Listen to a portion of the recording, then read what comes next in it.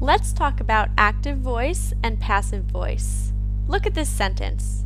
The teacher teaches the students. In this sentence, the teacher is the subject because the teacher performs the action. The action in this sentence is teaches. The students are the object because the students receive the action. In English, we have subject and object pronouns. For example, I is a subject pronoun, while me is an object pronoun. He is a subject pronoun, and him is an object pronoun. She is a subject, and her is an object, and so on.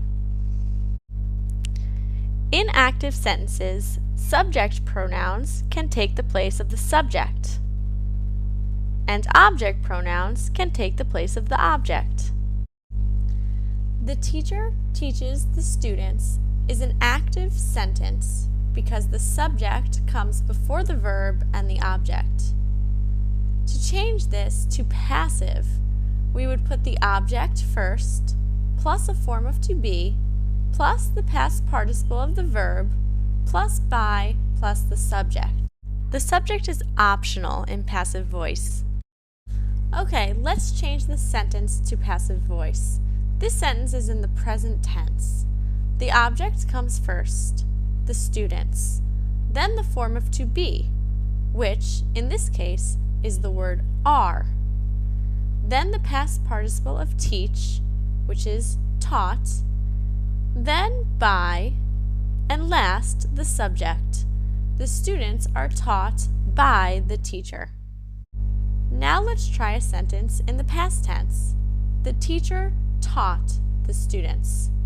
To write this in passive voice, we would say, the students were taught by the teacher. Notice the only thing that changes is the form of to be. And now let's try the future tense. The teacher will teach the students. In passive voice, this sentence is, the students will be taught by the teacher. And now the present continuous tense. The teacher is teaching the students. In passive voice, this sentence is, the students are being taught by the teacher. And now the present perfect tense. The teacher has taught the students.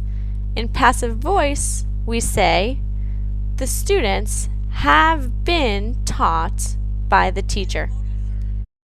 And a modal verb, the teacher should teach the students. In passive voice, we say, the students should be taught by the teacher. We can use passive voice in every tense. Sometimes a sentence can have more than one object.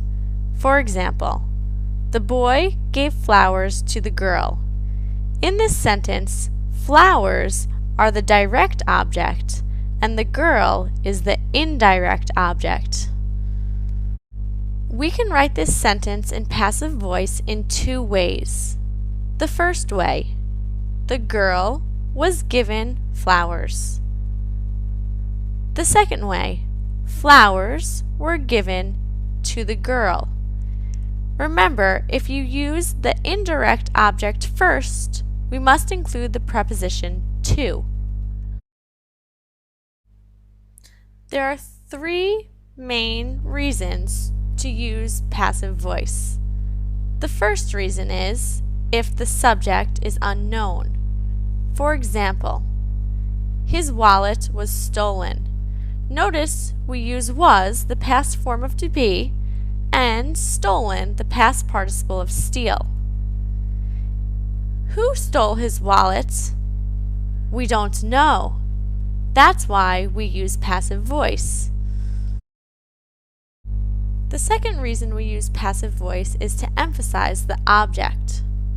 For example, Peter was not chosen for the football team.